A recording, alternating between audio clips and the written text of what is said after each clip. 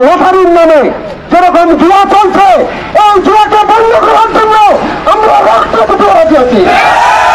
যদি কেউ মনে করে যে না ওরা সহজ সরল, এদেরকে ঠকিয়ে কোটি কোটি টাকা হাতিয়ে নিয়ে গিয়ে নরসিংদীর লোক নিয়ে যাবে, এটা আমরা করতে দেবো না, দেবো না, দেবো না। কোটি কয়েক লোককে ম্যানেজ করে আমি মনে করি এই রংপুরের লক্ষ লক্ষ লোককে আমাদেরকে দুঃস্ব করে এই দুর্ভিক্ষ নামিয়ে দিতে আমরা পারি না।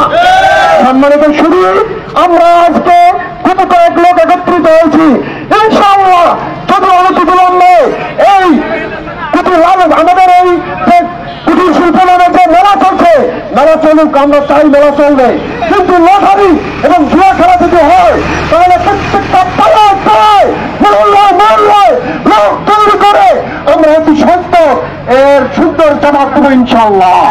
সম্বন্ধের সাথে শুরু আপনারা জানেন মব জাস্টিস চলছে, আপনারা জানেন মব জাস্টিস কেন হয়, মব ভাইলেন্স কেন হয়। যদি এই সাধারণ জনগণকে খেপিয়ে দেওয়া হয় তাহলে অবশ্যই মব ভাইলেন্স হয়। এই মব ভাইলেন্স বন্ধ করার জন্য যারা উদ্বোধন কর্তৃপক্ষ রয়েছে, বিশেষ করে আমি মনে করি জিওসি স্যার বিশাল ভূমিকা রাখতে পারে, কৃষি মহোদয় বিশাল ভূমিকা রাখতে পারে।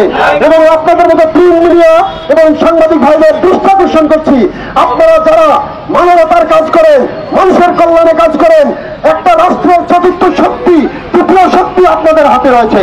আপনারা যদি চেষ্টা করেন কালকের মধ্যেই এই অপশক্তিকে ভেঙে দিতে, নরসিংদীর লোক এসে আমাদের এই উত্তরবঙ্গকে খেয়ে নিয়ে যাবে, আমরা চাই না।